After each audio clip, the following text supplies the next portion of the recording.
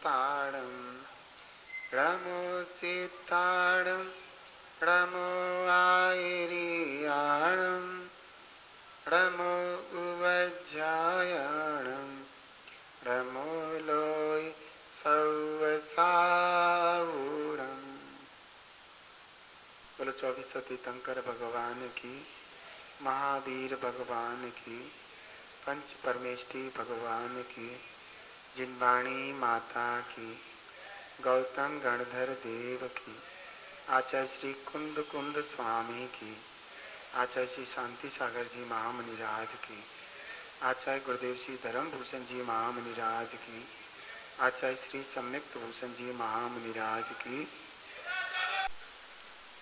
हम शादवाद का डंका फिर दुनिया में आज बजाएंगे।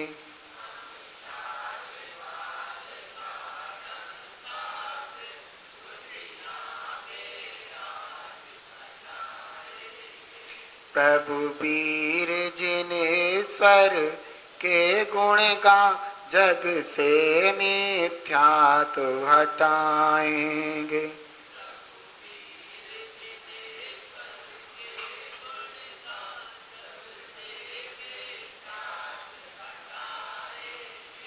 हम साधुवाद का डंका फिर दुनिया में आज बजाएंगे।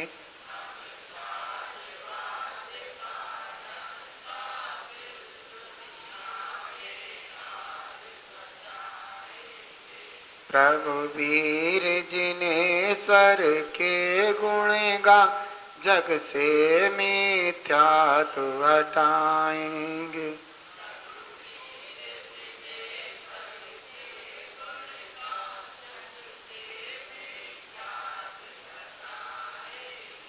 हम साधुवाद का डंका फिर दुनिया में आज बजाएंगे।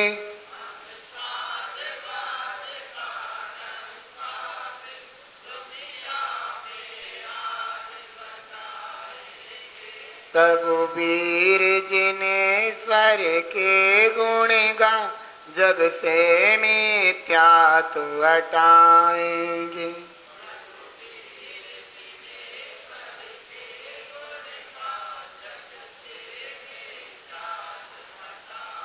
अब आप प्रश्न कर सकते हैं।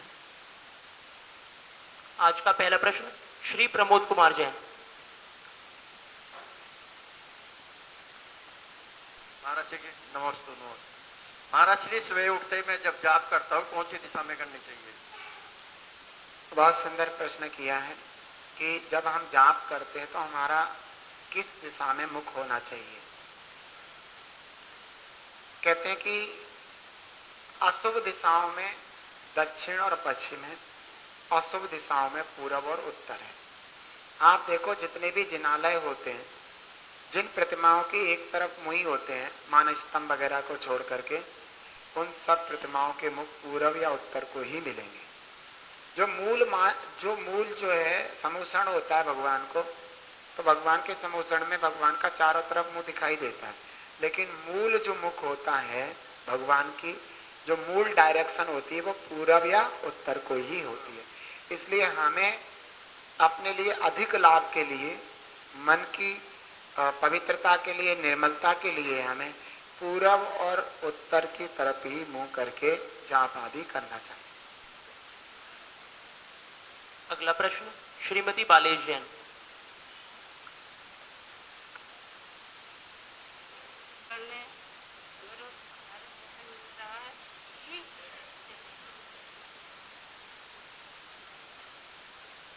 नमस्ते गुरुवर, नमस्ते गुरुवर, नमस्ते गुरुवर।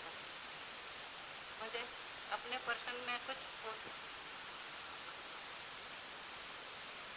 अपने प्रश्न पूछने में कुछ त्रुटि हो जाए तो क्षमा करना भगवान, क्षमा करना भगवान। मेरी इतनी सी विनय है मेरी, प्रभु के नाम मेरा मान लो। इतनी सी विनय है मेरी, प्रभु के नाम मेरा मान लो। इतनी सी विनय है मेरी, गुरुवर कहना मेरा मान लो। खूब चलेगी आपकी दुकान ये, निश्चय ये है जान लो। खूब चलेगी आपकी दुकान ये, निश्चय ये है जान लो। गुरुवर चौमासा आप यही करो, गुरु चौमासा अब के यही आप करो। गुरुवर मेरी विनती है, प्रभु स्वीकार करें। हम सब बहनों की यही विनती है, प्रभु स्वीकार करें। नमोस्तु महाराज जी। महाराज जी, मैं इनकी तरफ से ये कहना चाहती हूँ कि इनकी तबीयत बहुत अस्वस्थ रहती है। ये चाहती है कि मेरा समाधि मरण बहुत अच्छे से हो, महाराज जी का चौमासा यही हो, और मैं इनके सानिध्य में अपना धर्म ध्यान, अपनी जो भी मेरी त्रुटि गलती है मैं इन्हें बताती रहूँ, और मेरा बहुत अच्छे से समाधि मरण हो। आपकी भावनाएं बहुत विशुद्ध हैं।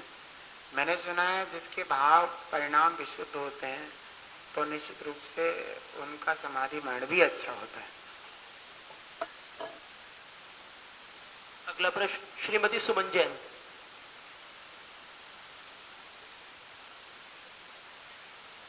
अगर किसी को प्रश्न पूछने हो तो बता दें, क्योंकि 3 दिन ही शेष बचे हैं। अगला प्रश्न श्री अभय कुमार जैन। आपने बताया था कि 7 प्रकृतियों का जो है वो उपसम होता है, वो किस प्रकार होता है तो बताएं। हाँ, आपका प्रश्न ये था कि चौपसमिक सम्यक दर्शन कैसे होता है। वैसे तो मैंने बता ही दिया था उसी समय, लेकिन फिर भी जैसे 3 दर्शन मोह की और 4 अनंतानुबंधी आदि चारित्र मोहन की, ये जो 7 प्रकृतियां हो गई, 4 3 7 दर्शन मोह की 3 प्रकृतियां मिथ्यात् सम्यक मिथ्यात् सम्यक प्रकृति, और चारित्र मोहिनी की अनंतानुबंधी क्रोध मान माया लोभ। ये जो 7 प्रकृतियां हैं इनसे ही सम्यक दर्शन का चलता है सब कुछ। अगर ये 7 प्रकृतियों का पूर्ण रूप से क्षय हो जाए तो क्षयिक सम्यक दर्शन हो जाएगा। ये 7 प्रकृतियां दब जाएं, नष्ट ना हो, दब जाएं, तो कुछ समय के लिए सम्यक निर्मल सम्यक दर्शन हो सकता है, लेकिन जब ये उदय हो जाएगा इनका तो फिर सम्यक दर्शन छूट जाएगा, या फिर चौपसमिक सम्यक दर्शन में कन्वर्ट हो जाएगा। ठीक है। अब रही बात चौपसमिक सम्यक दर्शन कैसे होता है, तो ये 7 प्रकृतियां होती हैं। कौन कौन सी? मिथ्यात् सम्यक मिथ्यात् सम्यक प्रकृति, अनंतानुबंधी क्रोध, अनंतानुबंधी मान, अनंतानुबंधी माया, अनंतानुबंधी लोभ। ये 7 प्रकृतियां हो गई। अब इन 7 प्रकृतियों का जो है, इसमें जो सम्यक प्रकृति है उसका उदय रहेगा, निरंतर उदय रहेगा चौपसमिक सम्यक दर्शन में। बाकी जो प्रकृतियां बच गई, अब मिथ्यात् की 2 बच गई, मिथ्यात् और सम्यक मिथ्यात्। अब इनकी ये जो उदय में आती तो ये क्या होगा इनका, तो ये क्या होगा मैं बताता हूं। नहीं, इनका क्या है, इनका या तो उदयाभावी क्षय हो जाएगा या सदावस्था रूप उपशम हो जाएगा। तो उदयाभावी क्षय किसे कहते हैं कि अपने रूप से उदय का अभाव हो जाना, ऐसा क्षय। अपने रूप से उदय में नहीं आना, उदय में तो अपने रूप से नहीं आना, यानी कि जो मिथ्यात् प्रकृति है मिथ्यात् के रूप में उदय नहीं आएगी। अगर मिथ्यात् के रूप में उदय आ जाएगी तो मिथ्या दृष्टि हो जाएगा। और सम्यक प्रकृति, सम्यक मिथ्यात् प्रकृति सम्यक मिथ्यात् प्रकृति रूप में उदय में नहीं आएगी। अगर सम्यक मिथ्यात् प्रकृति सम्यक मिथ्यात् रूप में उदय आ जाएगी तो वो सम्यक मिथ्या दृष्टि हो जाएगा। फिर भी मतलब सम्यक में निर्मलता नहीं, क्लियर नहीं हो पाएगा। अब क्या होता है, ये दोनों प्रकृतियां अपने ही खानदान की प्रकृति जो सम्यक प्रकृति है उन रूप कन्वर्ट हो जाती है। जैसे इनका उदय आना है तो उदय आना है तो ये क्या आएगी, उदय अपने रूप ना आकर के सम्यक प्रकृति रूप कन्वर्ट हो जाएगी और फिर उदय में आएगी। तो इसको कहते हैं उदयाभावी क्षय, अपने रूप से उदय का अभाव होकर क्षय हो जाना। ठीक है, तो उदयाभावी क्षय कहते हैं। अब क्या है, ये तो मैंने, अब इनका सदावस्था रूप उपशम क्या है कि जिन जिनका उदय है, जैसे सम्यक प्रकृति के निषेक है, अब निषेक क्या कहते हैं? परमाणुओं के गुच्छे जो एक समय में उदय में आने हों, उनको निषेक कहते हैं। ठीक है। अब जो सम्यक प्रकृति के निषेक हैं, वो उसके मिथ्यात और सम्यक मिथ्यात के जो निषेक है, वो जो है, जो निषेक उदय में आ रहे हैं वो तो आ ही रहे हैं कन्वर्ट होकर के, सम्यक प्रकृति रूप होकर के, और जो अभी सत्ता में पड़े हैं, अभी उदय में नहीं है। ठीक है। तो उनको सत्ता अवस्था में रहना उपसम कहलाता है, सद अवस्था रूप उपसम। सत्ता में है, उदय में नहीं, इसलिए उपसम है, तो इसको सद अवस्था रूप उपसम कहते हैं। तो उदयाभावी क्षय हो गया, सद अवस्था रूप उपसम हो गया। अब एक चीज और रह गई, उधर अनंतानबंदी की तरफ चलते हैं। तो अनंतानबंदी का उदयाभावी क्षय और सदवस्था रूप उपसम कैसे होता है?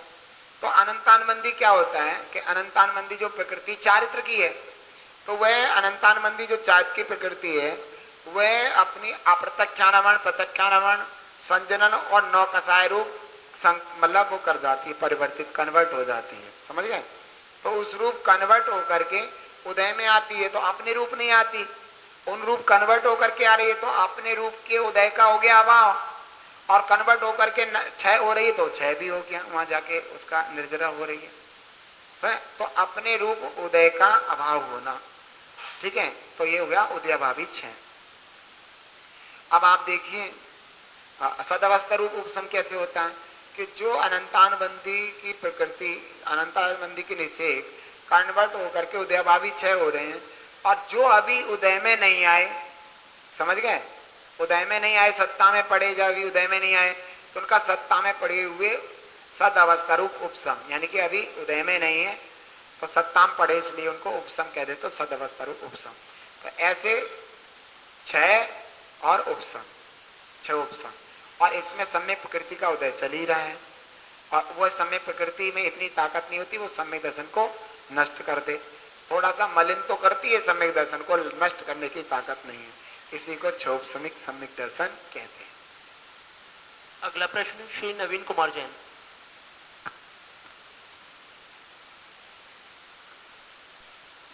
महाराज श्री के चरणों में बारंबार नमोस्तु।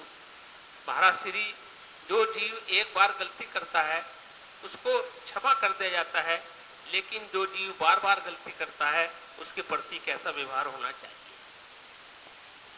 बहुत अच्छा प्रश्न है। जैसे किसी ने एक बार रैपट मारा, आपने क्षमा कर दिया, दोबारा मारा, 2 बार क्षमा कर दिया, तिबारा मारा, 3 बार कर दिया, और चौथी बार मारे तो पहली बात तो अगर सिद्धांत की ओर जाओगे तो वो तुम्हें रैपट मार रहा है, तो उसका अपना क्या है, सो अपना जो है कर्म बंधन बांध रहा है। अब तुम्हारे अपने पाप कर्म का क्या है, उदय है, उदय है, इसलिए रैपट पड़ रहा है, सामने वाले की गलती नहीं है, उसकी गलती मात्र इतनी है वो अपने कर्म बांध रहा है। सामने वाले की गलती कितनी है, वो अपना नुकसान कर रहा है, इतनी गलती है, तुम्हारे रैपट पड़ रहा है, उसमें उसकी कोई गलती नहीं है। हमारा यह नहीं चल देगा, अगर ठोक ठाक के इधर का गाल इधर कर देगा, तब तक भले एक पढ़ी कर दो, और ये तुम्हारे रैपट पड़ रहे हैं, तुम्हारी गलती है। कब की, पूर्व की, वो फिल्म रिलीज हो गई, जो आपने फिल्म शूट करी थी ना, वो रिलीज हो गई फिल्म, तो ये मानना चाहिए। ऐसा तो मुनिराज चिंतन विचार करके समता भाव लाते हैं, लेकिन श्रावक को समता भाव इतनी नहीं होती, तो वो कहता है सुन ले, अब 36 बार न मारती है, हाँ मैं समझा दिया तुझे, अगर हिंदी में समझ गया हो ठीक है, नहीं बाकी का अब मैं अपना कार्यवाही शुरू करूंगा मैं। तो ये क्योंकि विरोधी हिंसा में आ जाता है, श्रावक के बस की नहीं होती इतनी क्षमता, तो वह फिर वो जो है उसका सामना करता है, समझ गए, और कर्म बंधन भी करता है। ऐसा नहीं है कि विरोधी हिंसा में कर्म बंधन नहीं होता, आगामी कर्म बांधता है। तो मुनिराज क्या करते हैं, हमें बांधना नहीं कर्म, और तुम्हें क्या है, तुम सहन नहीं होता कर्म बांध लो, फिर बाद में कहो महाराज बहुत बड़ी गलती हो गई, हमारे समता भाव नहीं रहा। समझ गए, कुछ समझ में नहीं आया भाई, वही है सब।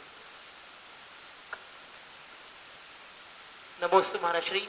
महाराज श्री, मेरा प्रश्न ये है कि हमें ऐसा कौन सा पुण्य करना चाहिए, चाहे आप कहीं भी हो, यहाँ पे हो चाहे कहीं हो, हमें आपके दर्शन का निरंतर लाभ मिलता रहे? बहुत अच्छा प्रश्न है बेटा आपका, बहुत सुंदर। कि देखो सच्चे देव शास्त्र का जो दर्शन है वो अपने पुरुषार्थ से ही होते हैं। अब पुरुषार्थ के साथ जो हम दर्शन करने जा रहे हैं वो हमारे दर्शन सही हो जाए निर्विघ्न, वो पुण्य होता है। पाप का उदय हो तो हमारे विघ्न पड़ जाएगा।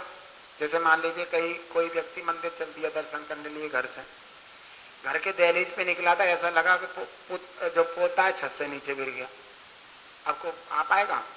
नहीं आ पाएगा, तो वो अंतराय कर्म पड़ गई। तो ऐसा कोई विघ्न ना पड़े इसलिए पुण्य कमाना चाहिए कि हमारे मुनिराज के दर्शन करने के लिए जाएं तो हमें कोई विघ्न ना पड़े, ऐसा हैवी पुण्य कमाना चाहिए आपको और निर्विघ्न आपके मुनिराज के दर्शन हो जाए। अगला प्रश्न श्री संजय कुमार जैन। नमोस्तु गुरुदेव, नमोस्तु गुरुदेव, नमोस्तु। महाराज जी, न्याय शास्त्र कौन से नियोग में आते? न्याय शास्त्र बहुत, आपने तो बहुत ही ज्ञान की बात, मैंने तो आज तक सोचा ही नहीं था कि आप ऐसा प्रश्न भी करोगे। एक होता है कि वैसे 4 अनुयोग होते हैं, प्रथमानुयोग, कर्णानुयोग, द्रव्यानुयोग, चरणानुयोग, 4 अनुयोग होते हैं।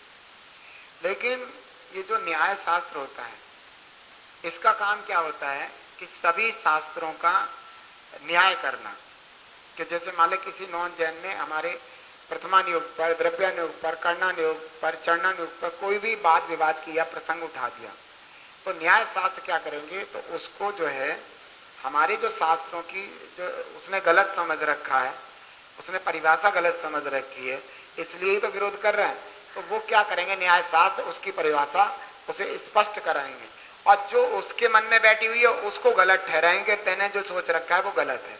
तो ये न्याय शास्त्र का काम है। मुझे यही लगता है कि न्याय शास्त्र 4 अनुयोगों का जो है एक न्याय करते हैं कि नॉन जैन जो अन्य मत हैं उन मत को भी समझाते हैं, दोनों मत को पहले सामने रखेंगे, फिर उन्हें समझाएंगे तुम्हारी बात ऐसे गलत है और हमारी बात ऐसे सही है। पर मत का खंडन और निज मत का मंडन करने वाले न्याय शास्त्र होते हैं। तो ये बता दिया कि 4 अनुयोगों का इसमें समावेश हो सकता है। अगला प्रश्न श्रीमती अंजलि जैन।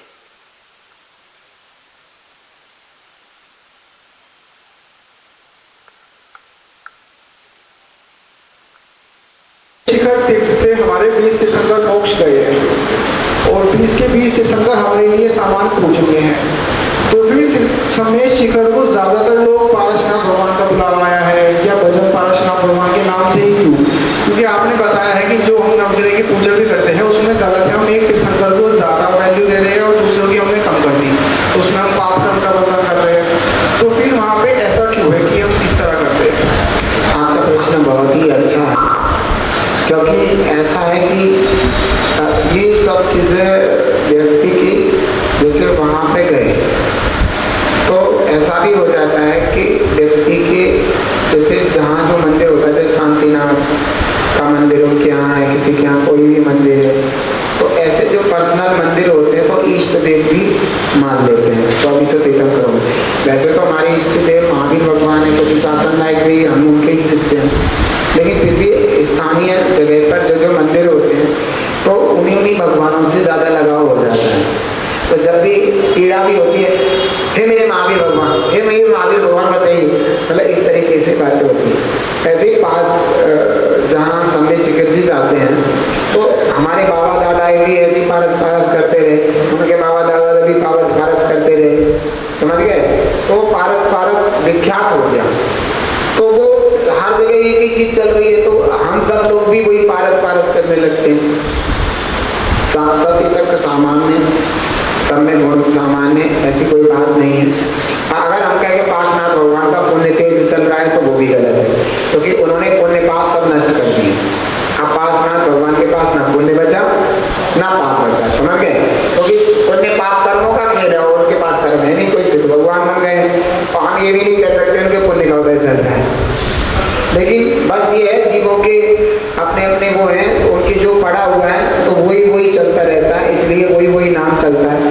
आगे तुम भी कहते रहो, अभी तुम चंदा प्रभु सब लोग कहने लगो, एक कहते सब चंदा प्रभु की जय बोले, चंदा प्रभु के भजन बना दो, तो कल को चंदा प्रभु मेरे भगवान बुलाए लो स्वयं अंगना अपने अंगना बुला लो, अपने अंगना मेरे चंदा प्रभु भगवान बुला लो अपने अंगना। और चंदा ही चंदा होने पड़ेगी, समझ गए? तो ऐसा समझना चाहिए। तो ऐसे सुन सुन के भी हो जाता है। जैसे मान लीजिए अभी विद्यासागर जी महाराज जी, तो विद्यासागर जी महाराज जी जो हैं ऐसे सभी साधु संत अपनी साधना कर रहे हैं, सभी साधु संत अपनी साधना करते हैं और सभी 28 गुणों का पालन करते हैं अपने धर्म का। अब विद्यासागर महाराज के संग में भी इतना प्रचार किसी का नहीं, समय सागर जी महाराज जी का भी इतना नहीं जितना विद्यासागर जी महाराज का था। तो विद्यासागर जी महाराज का वर्तमान पुण्य भी था, समझ में आया? क्योंकि पुण्य के प्रभाव से भी प्रभाव बढ़ता है, तो उनका उनसे भी ज्यादा पुण्य था। तो पूरा और समय सागर जी महाराज जी का प्रभाव भी विद्यासागर जी महाराज जी के निमित्त से ही बना, जो उनके शिष्य उनको आचार्य पद मिला। नहीं, पहले समय सागर महाराज जी की तरह कहाँ था, समझ में आ गया? तो सबसे हाईलाइट हो गए तो उनके निमित्त से, और उनका समय सागर जी का पुण्य था इसलिए उनको उनका आचार्य पद मिला, इसलिए प्रभाव है। नहीं समझ में आया? तो ये ऐसा भी होता है। और दूसरा ये है कि ऐड ज्यादा होता है, प्रचार ज्यादा होता है तो भी ऐसा होता है। जैसे किसी मुनिराज का आप प्रचार ज्यादा कर रहे हैं, बहुत ज्यादा प्रचार कर रहे हैं, तो विचार करने से भी प्रभाव बढ़ता है। नहीं है समझ में? क्योंकि हर व्यक्ति के अंदर वही प्रचार, व्हाट्सएप पे वही सब कुछ वही हो, तो प्रचार करने से भी बढ़ जाता है। तो ये सब चीजें ऐसे भी होती है। जी एक और चीज, जो समेत शिखर में हमारे 20 तीर्थंकर मोक्ष गए हैं, जिस जगह से मोक्ष गए वहीं पे उनकी टोप बनी हुई है, और 4 तीर्थंकर तो वहां से मोक्ष नहीं गए और उनकी टोप भी बनी हुई है वहां पे। तो वो कितना सही है? उसमें कोई दिक्कत नहीं है। अनादि से लेके अनंत काल तक 24 तीर्थंकर संवेद शिखर से ही मोक्ष होते हैं। जब भी 24 तीर्थंकर होंगे संवेद शिखर से ही मोक्ष होता है उनका, तो ध्यान रखो। हाँ, अनंत काल से, सिर्फ हुंडावसरपड़ी काल के 2 से 4 तीर्थंकर बाहर से गए, नहीं तो सारे तीर्थंकर जो इधर भरत क्षेत्र में होते हैं वो सब संवेद शिखर से ही मोक्ष जाते हैं। समझ में आ गया? तो अयोध्या में ही जन्म लेते हैं। तो ये बात हुई। लेकिन बाकी तीर्थंकर अलग से मोक्ष गए नहीं। लेकिन ऐसा है कि उसमें दिक्कत कुछ भी नहीं है कि अगर वहाँ पर हमने विराजमान कर दिया उनके चरण चिन्ह, क्योंकि मंत्रित होते हैं चरण चिन्ह, और मंत्रित हो गए तो वहाँ विराजमान हो गए तो मान लिए पूज्य हो गए, तो उसमें तो कोई दिक्कत है ही नहीं। लेकिन लोग आप कहते हैं कि पावापुर भी यहीं आ गया, हाँ इतनी दूर जाते, चंपापुर भी यहीं आ गया, गिरनार पर्वत भी यहीं आ गया और कैलाश पर्वत भी आ गया, अब हमारे सारे पर्वत यहीं आ गए। भाई यहीं भगवान यहीं से आशीर्वाद दे दो बस आप, है ना? बस ऐसे काम समझ लो। अगला प्रश्न श्री राजीव कुमार जैन। महाराज जी के चरणों में एक बार नमस्ते। महाराज जी मेरा प्रश्न ये है, महाराज जी मौन में कब तक रहेंगे, और क्योंकि ऐसी श्रावकों से क्या भूल हुई, क्या गलती हुई जिससे महाराज श्री को मौन लेना पड़ा? हमसे क्या भूल हुई जो सजा हमको मिली। कोई बात नहीं, ऐसा है कि ऐसा नहीं है कि मौन, तो आपको पता है मैं मौन कहाँ हूँ?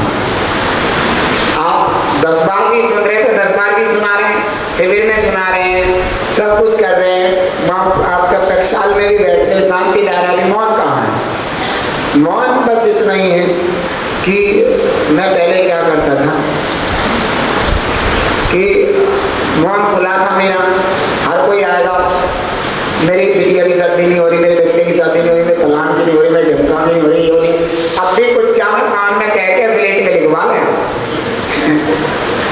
मेरे घर का वो माहौल तय करूँ, टाइम पे करूँ, ये करूँ वो करूँ, बहुत ज़्यादा। तो ना सांस स्वाध्याय होती थी, ना हम जो मंत्र वगैरह पढ़ते हैं नमोकार मंत्र, ना उसका चिंतन हो पाता था। तो कुछ तो राहत मिली हमारे आत्मा को, तो इसलिए मौन है। और एक बार मैंने अपना मौन खोल दिया, फिर तो वही कि भारत भूषण महाराज बन जाएंगे पहले वाले। आओ भाई, 24 घंटा द्वार खुले हैं, है ना, खुला है दरबार गुरुवर का, कभी भी जाके सर फोड़ दो। तो ये चीजें होती हैं। तो इसलिए हम चाहते हैं खुद भी कि अब उम्र बढ़ती जा रही है, 43 साल की उम्र हो गई, अब मेरी ये तो मत समझो कि मैं युवा होऊंगा, अब मैं वृद्धता की ओर जाऊंगा। तो अपनी साधना मुझे अच्छी करनी है, नहीं अपने भाव अच्छे बनाने हैं और धर्म की अधिक से अधिक प्रभावना करनी है। आप देखना, पहले मैं आता था और अब की बार मुजफ्फरनगर में आया हूँ, पहले टोटल चतुर्मास मिला करके भी इतनी प्रभावना मैंने नहीं की होगी जितनी आपकी अब की बात प्रभावना की। तो प्रभावना मैंने बढ़ा दी और श्रावक को क्या चाहिए, धर्म प्रभावना चाहिए, और इधर से अपनी साधना बढ़ा दी। दोनों काम हो रहे हैं, बताओ। दोनों हाथ में मेरे, एक में रसगुल्ला, एक में लड्डू। रसगुल्ला हमारा अपने लिए, लड्डू तुम्हारे लिए। तो ये जब काम हो रहे हैं तो हमें मौन खोलने की क्या जरूरत है, अपना साधना में चल रहे हैं। जब तक हमारा चल रहा है पुरुषार्थ, जब तक चल रहा है तो चल रहा है। अगला प्रश्न श्रीमती शैला जैन। वात्सल्य वारिधि गुरुदेव के चरणों में कोटि कोटि नमन, कोटि कोटि। गुरुदेव, मेरा प्रश्न ये है,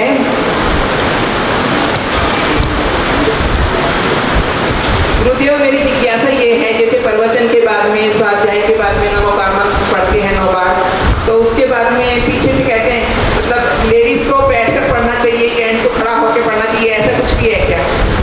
बहुत सुंदर प्रश्न किया आपने। मूलाचार ग्रंथ में आर्यका माता जी को कहा है कि आर्यका माता जी अपने धार्मिक कायसर्ग आदि जितनी भी क्रिया है वे बैठ करके करें। अब इसका कारण क्या हो सकता है, ऐसा कारण तो नहीं बताया, लेकिन हम जहाँ तक समझ पाए हैं कि स्त्रियां अगर अपने धार्मिक कार्य खड़े होकर के करती हैं तो उन पर, उनके सीट पर आँच आ सकती है। इसलिए स्त्रियों को बैठ करके हर काम, जैसे मान लिया कायसर्ग होता है तो बिल्कुल ध्यान में डूब करके होता है। तो आप कायसर्ग मुद्रा में खड़ी हो गई तो आपके लिए उपयुक्त नहीं है, आपके सिर को खतरा हो सकता है। तो मैंने ये सिर्फ विचार किया कि ऐसा हो सकता है और भी कुछ हो सकता है, इसलिए स्त्रियों को जितने भी कायसर्ग आदि कार्य हैं वो सब अपने बैठ करके ही करने के लिए कहा है।